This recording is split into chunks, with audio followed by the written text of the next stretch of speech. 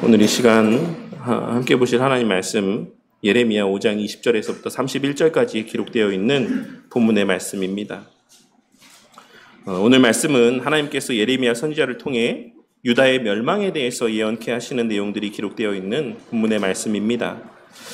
그리고 이 말씀은 앞장에서부터 계속해서 이어지고 있는 말씀 가운데 한 부분이라고 할 수 있습니다.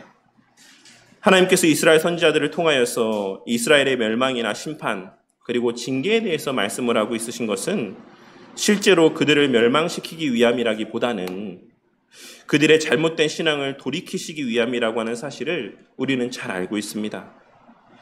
하나님의 그와 같은 말씀들은 이스라엘의 멸망에 초점이 맞추어져 있는 것이 아니라 그 멸망에서 벗어나 생명을 얻고 평안을 누리는 데 있다라고 하는 사실을 우리는 잘 알고 있는 것입니다. 하지만 반면에 성경에 기록된 바와 같이 거짓 선지자들은 늘 어떻게 하면 평안하고 형통할 수 있을까를 바라는 하나님의 자녀들을 향해 그 경고의 메시지들을 듣지 못하게 하고 그 자녀들의 눈과 귀를 가린다라고 성경 말씀은 증거하고 있습니다.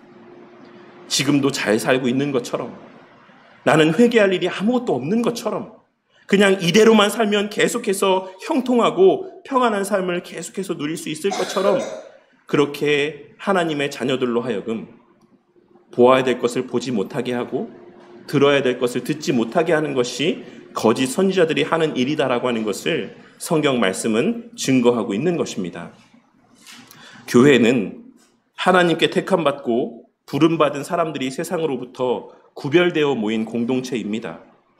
그리고 무엇보다 교회는 세상에서 부름받아 하나님 나라의 실체인 예수 그리스도께로 초대되고 접붙임 바 된 하나님 나라의 한 지체이기 때문에 말씀드리는 바와 같이 참으로 거듭난 성도는 필연적으로 하나님 나라 백성으로서의 공동체성을 띠게 될 수밖에 없고 그 공동체성은 곧 성도 개개인의 영적인 유익을 위한 필수적인 조건이 되는 것이다라고 할 수가 있습니다. 성도의 공동체성은 하나님 나라의 본질에 속한 문제인 동시에 그 공동체에 속한 성도 개개인을 위한 은혜의 방편이 되기도 함을 우리는 반드시 깨달을 수 있어야지만 되는 것입니다. 하지만 오늘날 교회의 모습은 최근에 계속해서 살펴보고 있는 말씀들 가운데 언급되어지고 있는 초대교회 때의 교회의 모습이나 사도들이 세워가고자 애썼던 교회의 모습과는 거리가 먼 모습처럼 보여질 때가 많이 있습니다. 교회 공동체가 오히려 사람들에게 더 상처를 주고 교회 공동체가 오히려 신앙 있는 이들을 더욱 시험에 들게 하고 교회 공동체 밖으로 내몰며 개인적인 신앙의 삶을 부추기는 듯한 모습을 나타내 보이는 것을 보게 될 때가 많고 그 결과 교회는 더 이상 사람들에게 있어 긍정적인 이미지로 인식되는 곳이 아닌 지극히 부정적인 대상으로 여겨지며 비난과 조롱의 대상으로 전락해버리고 만 것이다라고 생각을 합니다. 그렇다면 오늘날 교회의 그와 같은 모습들은 누구의 책임이라고 할 수 있겠습니까? 우리는 이 세상의 모든 일들이 우리 주님의 손과 계획 아래에 있다라고 하는 사실을 믿는 자들입니다. 그렇기에 오늘날 교회가 직면한 작금의 교회의 상황들도 하나님의 능력과 크신 계획 가운데 있는 것임을 믿습니다. 그렇기에 우리는 절망하지 않을 수 있고 낙심하지 않을 수 있지만 아무리 오늘날 교회의 모습이 사람들로부터 조롱을 당하고 그 교회의 가치가 땅에 떨어진 시대를 살아가고 있다라고 할지라도 우리는 하나님을 믿고 신뢰하는 자들이기에 절망적이고 낙심 가운데 살아가지 않을 수 있긴 하지만 중요한 것은 하나님께서 교회에 왜 이와 같은 시간들을 허락하셨는지, 하나님의 교회가 세상 사람들로부터 이와 같은 인식 가운데 자리하게 될 때까지 하나님께서는 왜 우리를 그냥 내버려 두셨는지, 그리고 교회가 이러한 모습으로 변하게 된 그 실제적인 이유가 무엇인지에 대하여서는 우리는 분명히 인식할 수 있어야지만 되는 것입니다. 오늘 이 시간 예레미야 선지자를 통해 당시 유다 백성들에게 선포하신 하나님의 말씀을 통하여서 오늘날 교회와 성도들이 직면한 진짜 문제가 무엇인지를 깨닫게 되는 은혜가 있기를 바랍니다. 그리하여 우리 교회부터 하나님께서 세워가기를 바라시는 바대로의 교회 공동체로 세워져 가며 그러한 우리 교회 공동체를 통하여 이 시대에 존재하는 우리 주변의 많은 주의 몸된 교회 공동체들 또한 하나의 보편교회로 한 하나님 나라 공동체로서의 일치된 모습으로 세워져 가게 되는 은혜가 있기를 바랍니다. 하나님께서는 오늘 말씀을 시작하시며 예레미야 선지자를 향해 지금부터 하시는 이 말씀이 유다 백성들을 향한 선포의 말씀이라고 분명하게 언급하고 있으십니다. 그리고 그 내용은 21절부터 이어지는 내용 가운데 기록된 말씀의 내용입니다. 먼저 하나님께서는 21절에 기록된 말씀에서 당시 유다 백성들의 상태에 대해 어리석고 지각이 없으며 눈이 있어도 보지 못하며 귀가 있어도 듣지 못하는 이라고 하는 네 가지의 모습으로 그들의 상태를 묘사하고 있으십니다. 그런데 이 네 가지의 상태는 신체의 네 곳의 기능과 관계된 모습들입니다. 본문에서의 어리석다라고 하는 표현은 우매하다, 미련하다라고 하는 의미의 표현으로서 생각이 정상에 못 미치거나 뇌의 기능이 비정상적이다라고 하는 조소의 의미에서의 표현입니다. 그러니까 일반적으로 우리가 누군가에 대해서 표현할 때 저 사람은 좀 모자른 것 같아 라고 하는 이런 표현들을 그 사람에 대한 어떤 비아냥과 어떤 조롱의 의미로 사용하는 것처럼 오늘 말씀에서의 하나님께서 어리석다라고 말씀하고 있으신 이 표현은 뭔가 좀 모자른 것 같다 라고 하는 의미로 사용하고 있으신 표현이라고 하는 사실을 우리는 먼저 기억해야지만 될 것입니다. 그리고 지각이 없다라고 하는 표현에서의 지각이라는 표현은 마음 혹은 심장이라고 하는 의미를 지니고 있는 표현으로서 직역을 하자면 심장이 없다라는 말씀을 하고 있으신 것입니다. 당시 유다 백성들은 자신에게 실제적으로 유익이 되는 일이라고 한다면 그것이 설령 남을 속이는 일이고 다른 사람들에게 해가 되는 일이라고 할지라도 그 일에 마음이 쉽게 동하였고 머리도 빨리 돌아갔습니다. 반면에 하나님과 하나님의 말씀에 대하여서는 아무런 감정의 동요나 의지적인 발현이 나타나지 아니하는 뇌도 없고 심장도 없는 시체와 같은 무감각한 모습을 나타내 보였습니다. 그리고 이어지는 말씀을 통해 그들이 말씀을 보고 듣고 있음에도 불구하고 마치 앞을 보지 못하는 사람들인 것처럼 마치 아무것도 듣지 못한 사람들인 것처럼 그 말씀의 내용도 그 의미도 깨닫지 못하고 그것을 알지 못하는 자와 같은 삶을 살아가고 있음에 대하여 이러한 적나라한 표현을 통해 말씀하고 있으신 것입니다. 당시 이스라엘 백성들은 하나님의 참된 선지자들을 통하여서 이미 여러 차례 반복적으로 선포하신 경고의 메시지들을 귀담아 듣지 않았고 당시의 시대적인 상황과 징조들을 통해 나타내 보여주시는 경고들의 의미 가운데도 무지했습니다. 그렇기에 그 모든 경고 속에서도 여전히 자신의 먹고 사는 문제와 자신의 가치와 이념에만 사로잡혀서 하나님이나 하나님의 말씀과는 아무 상관이 없는 삶을 살아가고 있었던 것입니다. 그러한 이스라엘 백성들을 향해 하나님께서는 이 뇌도 없고 심장도 없는 시체와 같은 좀 모자란 죄송합니다. 하나님의 뉘앙스 그대로 표현하자면 이런 좀 모자란 놈들아, 이제라도 내 말에 좀 귀를 기울이고 이 말씀들을 좀 들어봐라 라고 말씀하고 있는 것입니다. 그리고 그 내용은 첫째로 너희가 나를 두려워하지 아니하느냐, 내 앞에서 떨지 아니하겠느냐는 것이었습니다. 우리가 잘 아는 것처럼 이스라엘 백성들은 하나님에 대하여서 극도의 경외함의 마음들을 갖고 있었습니다. 그래서 이미 여러 차례 말씀드렸던 것처럼 서기관들은 성경을 필사하다 여호와 하나님의 이름이 나오면 밖에 나가 몸을 씻고 그 표현을 점으로 대신 기록하기까지 했다라고 하는 사실을 우리는 잘 알고 있는 것입니다.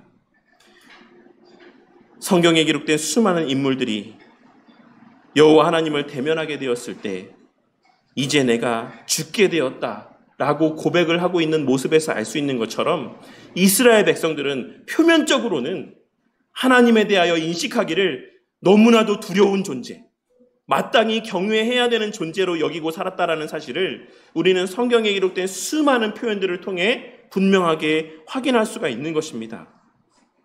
그런데 하나님께서는 그러한 이스라엘 백성들을 향해서 너희가 나를 두려워하지 않고 내 앞에서 떨지 않느냐라고 묻고 있으신 것은 그들이 대놓고 하나님을 무시한다라는 것을 말씀하고 있는 것이 아니라 그들이 대놓고 하나님을 별거 아닌 존재로 여기며 무시하며 살고 있다라는 것을 말씀하고 있으신 것이 아니라 입술로는 하나님을 경외한다라고 이야기하지만 머리로는 하나님을 경외해야 된다라는 것을 알고 있긴 하지만 그들의 실제 삶의 시간들 속에서는 그런 모습들이 나타나지 않음을 지적하고 있으신 말씀이라고 할 수가 있는 것입니다.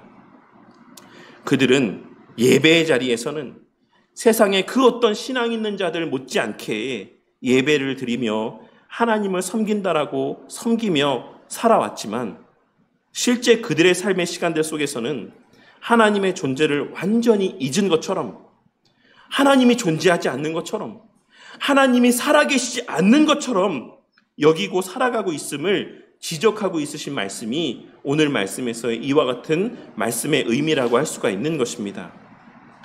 그들이 머리로는 알고 있는, 입으로는 알고 있다라고 하지만 실제로는 하나님이 존재하지 않는 것처럼 그들의 삶의 시간들 속에 살아가고 있음을 지적하고 있다는 것입니다. 그렇게 하나님께서는 그들에게 익숙하고 또한 동시에 공포의 대상이었던 바다의 예를 들어서 그들의 눈에 늘 보여지는 바다가 이스라엘 땅으로 범람하지 않는 것 또한 하나님의 능력으로 인함임을 다시 한번 되새겨 주심으로 하나님께서는 실제적으로 그들과 함께하고 있으심을 다시 한번 그들 가운데 되새겨 주시며 그들의 공포의 대상인 바다라고 하는 엄청난 자연도 하나님의 능력 아래에 있다라는 당연한 사실을 깨닫게 하고자 하시는 것이다라고 할 수가 있는 것입니다. 너희가 바다는 두려워하지 않느냐? 너희들이 바다에서 배를 타고 이동하는 것에 있어서는 그 바다의 풍랑에 대해서 지나치게 염려하고 있지 않느냐? 그런데 그 바다를 누가 다스리는 줄 너희들이 모르느냐? 그 바다를 다스리는 것이 바로 나다. 근데 어떻게 바다는 두려워하면서 나는 두려워하지 않느냐? 바다는 두려워하면서 어떻게 나는 두려워하지 않을 수 있느냐? 라고 하는 것을 말씀하고 있다라고 할 수 있는 것입니다. 또한 24절에 기록된 말씀에서와 같이 사시사철의 운행과 날씨를 주관하여 주심으로 그들에게 때마다 농작물을 거둘 수 있도록 해주심에도 불구하고 그들이 겉으로는 때마다 제사를 드리고 감사를 표하지만 마음으로, 즉 진심으로, 전심으로는 하나님을 인정하지 않고 있다는 것을 지적하고 있으십니다. 당시 유다 백성들은 형식적으로는 때가 되면 감사의 예물도 드렸고 절기 때마다 하나님 앞에 감사의 제사도 드렸지만 그 모든 행위가 하나님을 인정하고 하나님을 경외하기 때문이 아닌 그저 몸에 밴 습관대로 그들의 주변이 그들의 조상들이 그래왔던 전통이기 때문에 혹은 그 마음의 거리낌 때문에 그와 같이 행했던 것이다라고 하는 사실을 말씀하고 있는 것입니다. 그들의 실제 삶에 있어 하나님의 자리는 존재하지 않았고 그들의 매일의 삶이 안전하고 그들의 삶 속에서 먹을 것이 끊이지 않는 것은 그냥 자연의 이치 때문이고 내가 열심히 일한 결과 때문에 당연하게 주어진 것이다라고 하는 생각이 그들 마음 가운데 자리하고 있다라는 사실을 하나님께서는 지적하고 있는 것입니다. 너희들이 내 앞에 감사의 예물을 드리기는 하지만 정말로 감사하느냐? 너희들에게 소유된 그 물질들이 그 삶의 형편들이 정말 하나님으로 말미암은 것이다라고 생각하고 있느냐? 그렇지 않지 않느냐? 너희들이 지금 소유하고 있는 그것들을 내가 열심히 일한 내 수고의 대가라고 생각하고 있지 않느냐? 그렇게 너희들은 그것을 내 물질이라고 생각하고 있지 않느냐? 내 역량에 따라서 내가 소유하게 된 내 소유의 물질이라고 생각하고 있지 않느냐. 너희들이 나에게 감사한다라고 이야기하지만 실제 너희들의 본심은 네 자신들의 수고를 더 의지하고 있는 것이 너희들의 본심이지 않느냐라고 하는 것을 지적하고 있으시다라는 것입니다. 그리하여 하나님께서는 25절에 기록된 말씀에서와 같이 그들이 당연하게 여겼던 이른 비와 늦은 비를 그치게 하심으로 그들이 그동안 당연하게 누려왔던 모든 것들을 막으셨다 라고 말씀하고 있으신 것입니다. 한번 너희들이 발버둥 쳐봐라. 잘 먹고 잘 살기 위해 한번 애써봐라. 너희들이 그 수고에 합당한 열매들이 너희들에게 주어질 수 있는지, 내가 그것을 허락하지 않으면 너희들이 아무리 발버둥 쳐도 그것을 먹을 수 있고 누릴 수 있는지 한번 애써봐라 라고 하는 것을 말씀하고 있다라고 할 수 있는 것입니다. 그리고 이어서 묘사하고 있는 유다의 모습은 26절에 기록된 말씀에서와 같이 그 형제 자매들을, 그 이웃들을 섬김과 사랑의 대상으로 여기는 것이 아닌 자신의 배를 채울 이용의 대상, 착취의 대상으로 보았다라는 것입니다. 그리하여 28절에 기록된 말씀에서와 같이 내게 이익이 된다라고 하면 고아와 빈민의 재판도 공정하게 판결하지 않고 자신에게 뇌물을 주는 가해자의 손을 지체 없이 들어주는 판결을 주저없이 내렸던 것입니다. 다시 말해 당시 유다 백성들의 마음과 머릿속에는 온통 이 땅에서 잘 먹고 잘 사는 것 외에는 다른 그 어떤 마음이 자리하고 있지 않았다라는 것입니다. 그 지독스러운 탐욕이 그들로 하여금 하나님만이 아닌 다른 우상들에게까지도 주저없이 머리를 숙이게 만들었고, 어떤 면에서는 그 다른 우상들에게 더 진심으로 고개를 숙이게 만들었고, 자신의 형제 자매도 그저 자신의 배를 채우는 이익의 수단으로 보게 만들었고, 고아와 가난한 자들은 그들의 안중에 들어오지도 않게 되었던 것입니다. 그러한 그들을 향한 하나님의 말씀은 내가 이 일들에 대하여 벌하지 아니하겠으며 내 마음이 이 같은 나라에 보복하지 아니하겠느냐라는 것이었습니다. 무슨 말입니까? 내가 가만히 그것을 지켜만 보고 있겠느냐? 너희들이 그렇게 사는 모습을 내가 그냥 두 눈 뜨고 바라만 보고 있을 거라고 생각하느냐? 라고 묻고 있으신 것입니다. 하나님께서는 당신의 남긴 자들, 당신께 속한 자들, 즉 참된 교회, 하나님의 나라를 보존하시기 위해 징계를 기꺼이 행하실 것임을 말씀하고 있으신 것입니다. 이어서 하나님께서는 마지막으로 말씀하시기를 사회 지도층의 자리에 있는 자들뿐만 아니라 하나님의 종이라고 일컬음받는 자들까지도 타락을 하여서 하나님의 영광을 위한 일이다라고 이야기를 하며 실상은 사람들로 하여금 자신의 유익을 위한 일들의 수종을 들게 만들고 자신의 뜻을 이야기하며 자신의 말들을 하며 하나님의 뜻을 말한다라고 이야기하고 자신의 배를 불리기 위해 사람들을 다스릴 것이다라고 말씀하고 있으신 것입니다. 그런데 놀라운 것은 사람들이 그것을 좋게 여긴다라고 말씀을 하고 있으신 것입니다. 오늘 말씀에서의 이러한 하나님의 말씀이 성도님들에게는 어떻게 들려지십니까? 수천 년 전 과거에 일어났던 하나의 부끄러운 과거의 모습이다라고 여겨지십니까? 저는 오늘의 이 말씀의 내용들을 보며 이 말씀에 기록된 모습들이 오늘날 이 시대 교회 가운데도 여전히 목도되어지고 있다는 생각이 들었습니다. 하나님께서는 이와 같은 모습에 대하여 말씀하시기를 30절에 기록된 말씀에서와 같이 무섭고 놀라운 일이다라고 말씀하고 있으신데, 이는 사실 원문의 뉘앙스를 잘 살린 번역은 아닙니다. 이 무섭고 놀라운 일이다라는 표현은 조금 너무나도 완곡하고 조금 두루뭉술하게 표현을 하고 있는 것 같습니다. 이를 원문의 의미와 그 뉘앙스를 살려서 직역하자면 이는 소름 끼치고 경악스러우며 전율할 정도로 끔찍한 일이다 라는 의미로 기록되어 있는 표현이라고 할 수가 있습니다. 이와 같은 모습이 하나님 편에서 보셨을 때에는 소름 끼치는 일이고 경악스러울 만큼, 전율할 만큼 끔찍한 일이다라고 하나님께서 말씀하고 있으신 것입니다. 그러면서 마지막에 말씀하시기를 마지막에는 너희가 어찌하려느냐라고 말씀을 하고 있으신데, 이 또한 원문에 기록된 의미를 좀 오해할 수 있는 번역으로 기록이 되어 있습니다. 이를 직역하자면 그러하니 이제 너희가 마지막을 위해 무엇을 실천하겠느냐라는 의미의 표현입니다.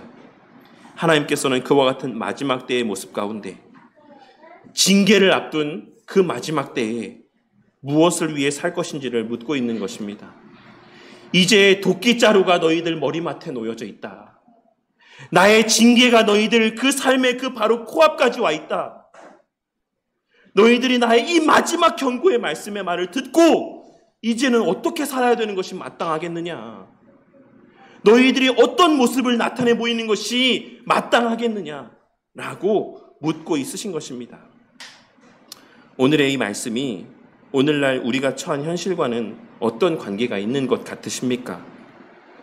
그리고 오늘날 한국교회의 모습은 어떠하다라고 생각이 되어지십니까?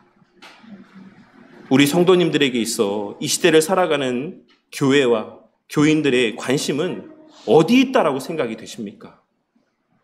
우리가 옛고모 시간에 우리 옛고모 친구들과 함께 킹덤 스토리라고 하는 교재를 가지고 옛고모 시간을 진행하는 가운데 있습니다. 그리고 우리가 오후 시간에 나눌 복음의 기초라고 하는 책도 하나님 나라에 대한 그 하나님 나라의 관점에서 성경의 말씀의 내용들을 풀어서 설명하며 그 안에서의 하나님 나라 백성으로서의 성도의 삶의 모습에 대한 내용들을 우리가 함께 살펴보려고 합니다. 오늘날 이 시대를 살아가는 상당수의 성도들의 마음 가운데 그 하나님 나라에 대한 인식이 자리하고 있다라고 생각이 되어지십니까? 우리 성도님들의 마음 가운데 하나님 나라 백성으로서의 그 정체성에 대한 마음들이 자리하고 있습니까? 이 말씀을 전하고 있는 저도 사실 별반 다르지 않지만 우리는 때때로 하나님께서는 이 예배의 자리 가운데만 계시는 것처럼 생각할 때가 많이 있습니다. 하나님 나라라고 하는 것이 오직 이 작은 공간, 이 40여 평 되는 이 남짓이 하나님 나라의 전부다라고 착각하며 살아가는 모습을 나타내 보일 때가 많이 있다라는 것입니다. 그리고 어떤 경우에는 사실 그마저도 인지하지 못하고 예배를 드리고 있는 모습을 보게 될 때도 있습니다. 무슨 말입니까? 이 40여 평 되는 이 남짓한 이 공간 안에서조차도, 예배를 드리는 이 시간조차도 이곳이 하나님의 나라다, 하나님의 통치가 임하고 하나님의 실제적인 임재가 있는 자리다 라고 하는 것을 인지하지 못하고 예배를 드리는 모습을 보게 될 때가 많이 있다는 것입니다. 하나님께서 비록 부족한 자이지만 하나님의 세우신 그 대리자를 통해서 말씀을 선포하시는 그 시간들 가운데 이것이 하나님께서 말씀하고 있으신 시간이다라고 하는 그나마의 인지함도 없이 그냥 앉아서 오늘은 저 사람의 입에서 어떤 말이 나오나 한번 드러나 보자 라고 하는 생각으로 이 자리에 앉아 시간을 보내는 모습을 보게 될 때가 있다라는 것입니다. 적어도 오늘 말씀에서의 이스라엘 백성들은 표면적으로는 하나님을 인정하는 삶을 살았습니다.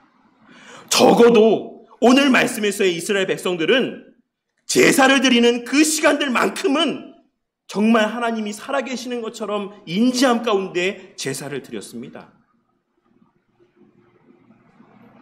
그런데 우리는 어떠합니까? 우리 성도님들은 이 자리에 하나님께서 정말 함께 하신다라는 것을 인지함 가운데 예배를 드리고 있습니까?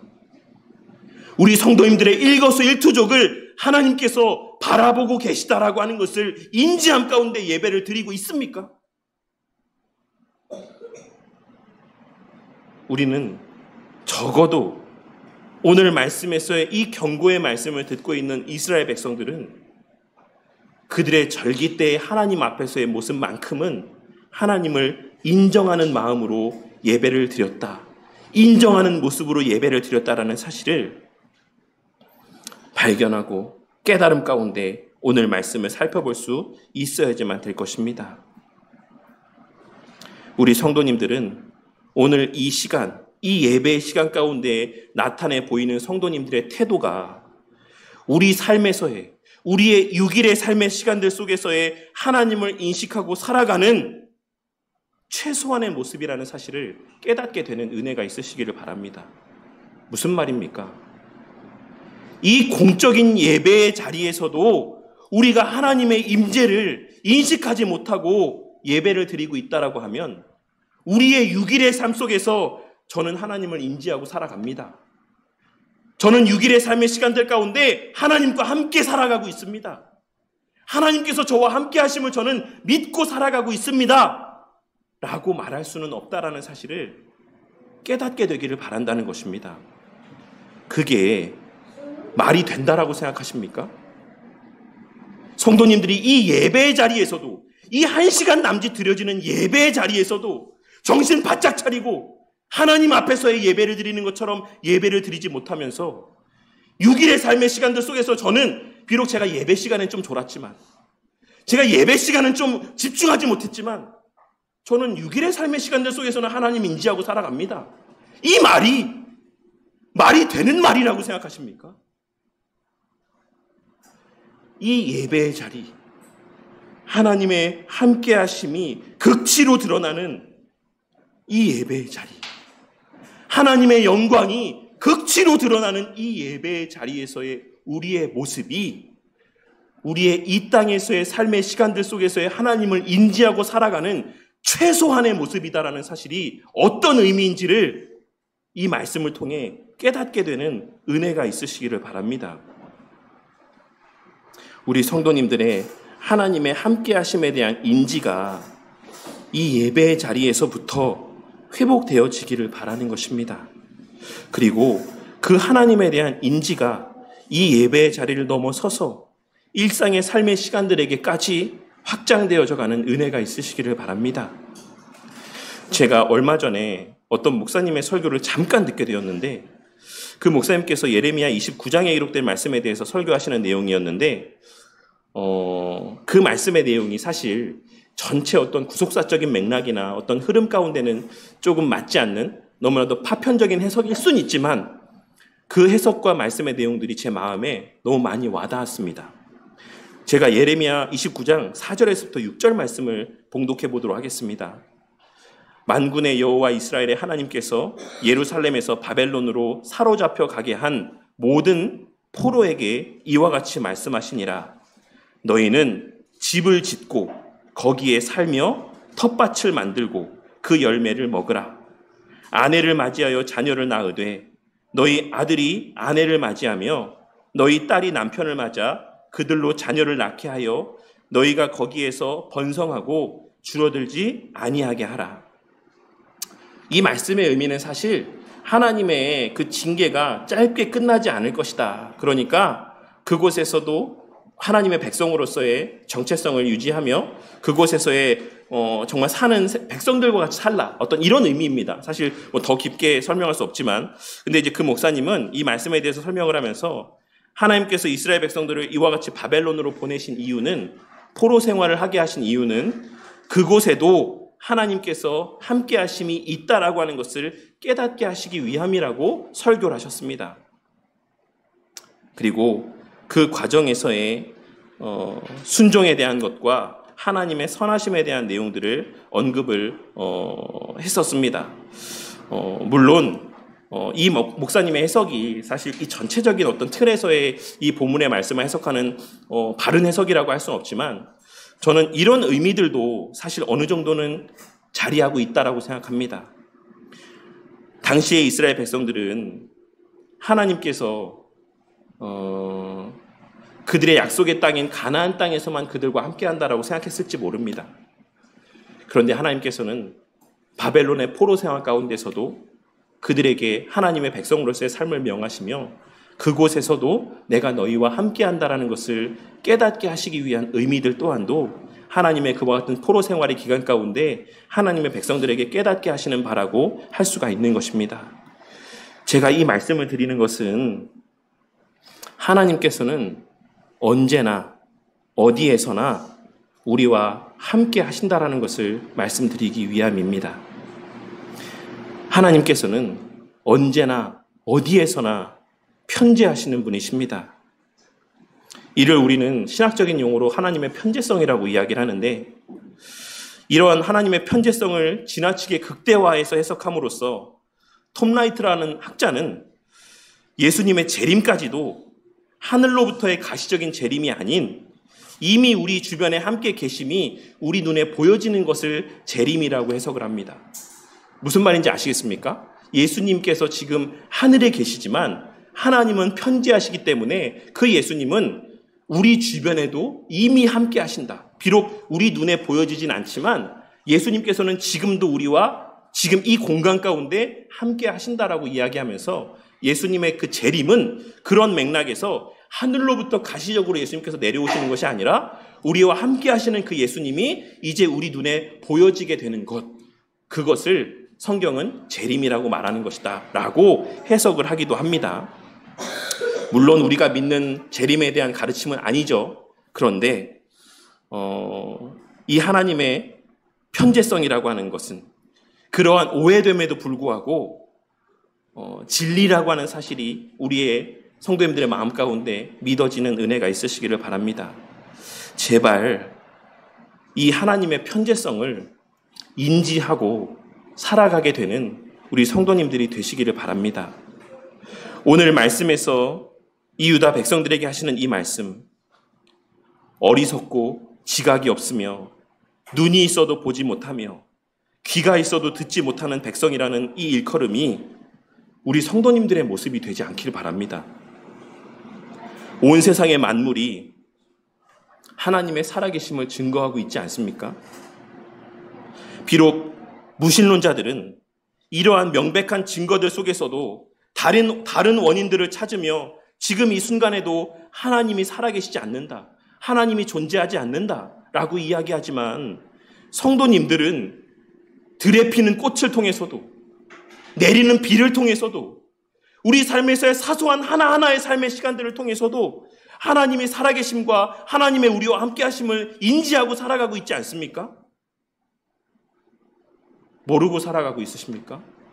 우리 성도님들이 지금 이 시간 이 예배의 자리까지 나아오시는 그 과정들 속에서 아무런 사고도 당하지 않고 이 자리에 나올 수 있게 된 것이 하나님의 살아계심의 결과라고 하는 사실, 하나님의 지키고 보호하심의 결과라고 하는 사실을 늘 인지하고 살아가는 우리 성도님들이 되시기를 바란다는 것입니다.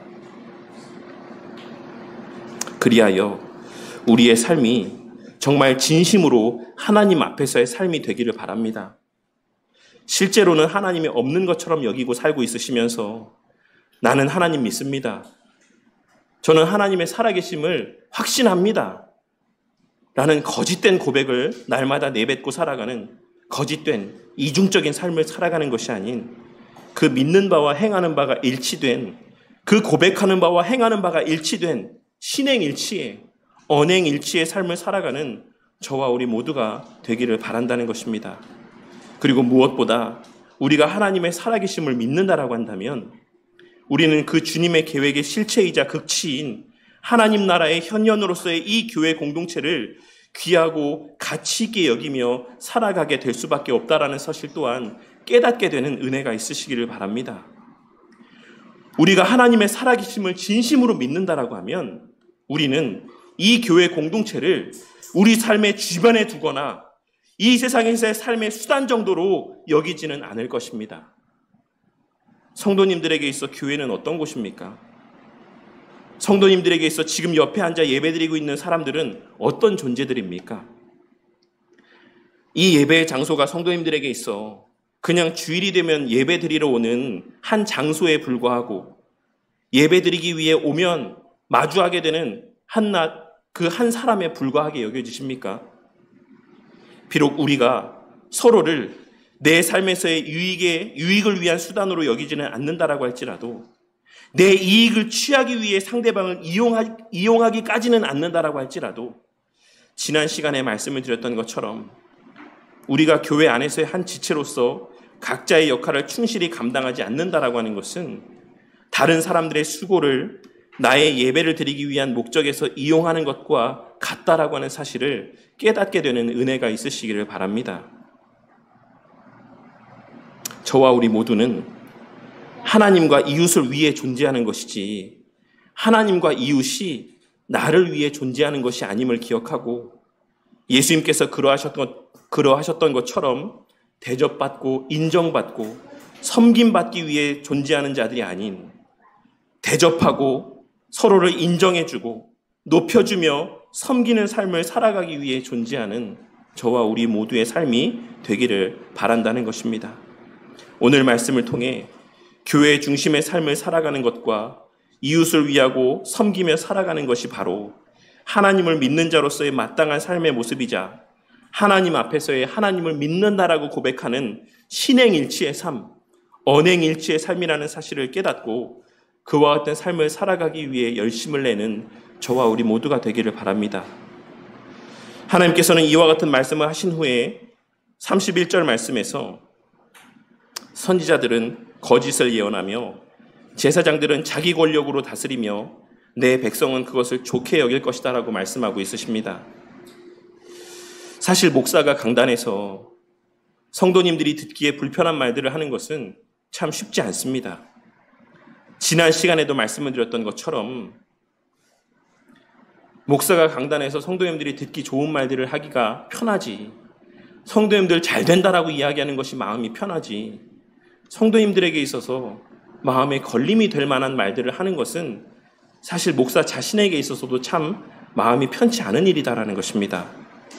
왜냐하면 첫째로는 제 자신이 그렇게 살지 못하기 때문이고, 둘째로는 요즘에 사람들이 그러한 말들을 듣기 싫어하기 때문입니다.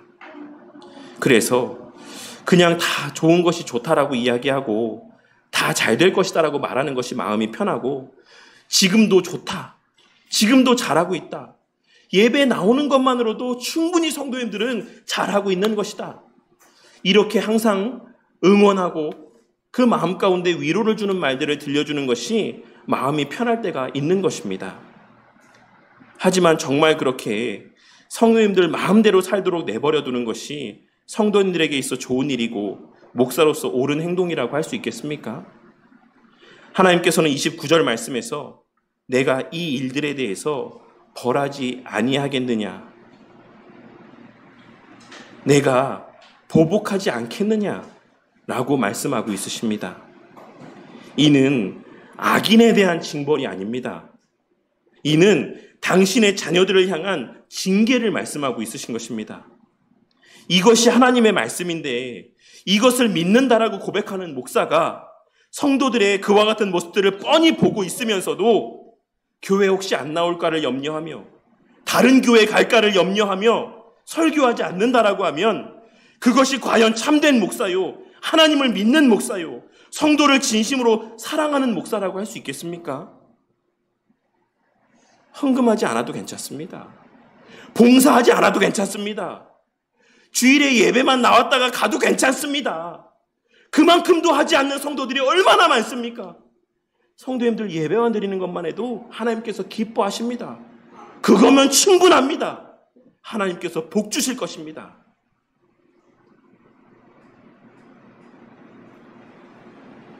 이런 말들을 하는 것이 목사로서 마땅한 모습이라고 할 수 있겠습니까? 성도들이 떠나가지 않기 위해, 성도들이 다른 교회 가지 않기 위해, 그리고 더 많은 사람들이 이 교회 가운데 발걸음할 수 있기 위해 하나님의 말씀을 선별해서 증거하는 것은 31절에 기록된 말씀에서와 같이 자기 권력으로 교회를 다스리는 모습이라고 할 수 있을 것입니다. 31절 말씀에서의 자기 권력으로 다스린다라고 하는 표현은 직역하자면 그들의 손으로, 그들의 힘으로 라는 표현의 의미입니다. 이는 어떤 의미에서는 누군가를 억압하고 정복하는 것을 의미하는 표현으로도 사용이 되긴 하지만 통치하다, 다스리다 라는 의미로도 사용이 되는 표현이라고 할 수가 있는 것입니다. 그리고 저는 이 의미가 제사장들이 하나님의 말씀이 아닌 자신의 생각을 따라 다스리는 것을 표현하고 있으신 말씀이다라고 생각합니다. 그리고 저는 목사가 교회를 세워가기 위해 성도들을 떠나지 않게 하기 위해 할 말을 하지 않고 성도들이 듣기 좋아하는 말만을 들려주는 것, 그리고 성도들이 좋아하는 서비스를 제공해주기 위해 애쓰는 모습이야말로 하나님께서 오늘 말씀 가운데서 말씀하신 바와 같은 모습이다라고 생각이 되어졌던 것입니다.